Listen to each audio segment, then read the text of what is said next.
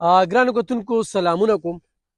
علب خان شیرپا یم، کیمرامین را سره یاسر خان دی. یو ډیر زبردست پلاټینګ کې موجود یم کوم چې په غنی خان روډ باندې ګلرنګ کلی ورته وایي.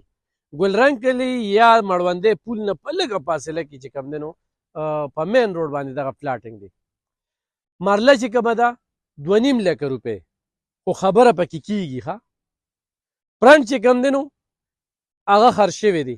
په دې موقع تاسو ته یو دام خبره کوم، خو زما دا ویډیو څوک ګوري نو 26-27 جیره ځمکه 26-27 جیره ځمکه خو چا سره نغدې وي نو په نش بیه باندې انتقال په لاس په نش بیه به یو سړی دی مجبوره دی خرڅوي یې. دا خو پکې یو اکسترا خبره کوم. خو دا کوم پلاټینګ کې چې تاسو سره موجود یم نو غټې غټې لارې دي پکې. څونه لارې دي پکې؟ لکه 20 فوټه لار ده پکې، 20 او 25 فوټه لار ده پکې. 20 او 25 فوټه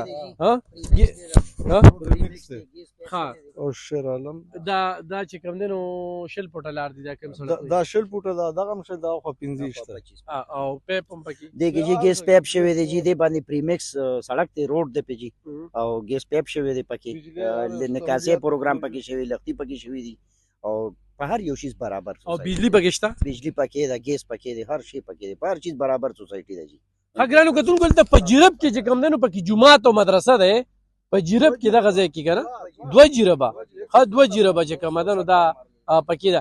بجلی شته، ګیس پیپ تللی دی، 20 او 25 فوټه چې کوم دی نو سړک دی او پوخ سړک دی. ښه دغه نمبر چې کوم دی 0310 50 37 503 0316 98 189 17 او 0313 093 26 66 چې کال کوي داسې د ویډیو ذکر ورته کوي چې بیا ورسره حساب کتاب کوم. خیر دی ښه.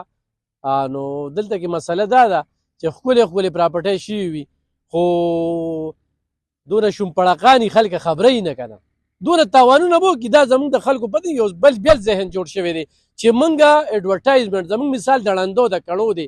په دې غني خان روډ باندې ډېر خلک و چې موږ ځان له کور والو کور له ځای والو چې یو پرامن ماحول وي چې هلته کې خاموشي وي هلته روح خلک وي. بل چې په چا ځای خرڅوي ګرانو کتونکو په دغه پلاټینګ کې د هغه باقاعده چې کوم دی نو ویریفیکیشن کوي. ښه داسې ګنده خلکو له یې ورکوي هم نه چې دا هم ستاسو په ذهن کې وي. نو روح خلکه دلته کې دا کم کورونه چې دي ډېر روح خلک دي، زبردست خلک دي. نو بالکل راتلی شي په دغه نمبر رابطه کولی شي او په دې کې ځان له کور لپاره 15 مرلې 10 مرلې کنال څومره ځای چې جرب اخلي او دا 27 جرب خبره مې سره وکړه که نه چې په یو لاس پیسې وي په بل لاس انتقال وي نش بیه او نیم په نیمه و پکې ګټی نو هغې کې مې را سره رابطه کولی شي. مننه.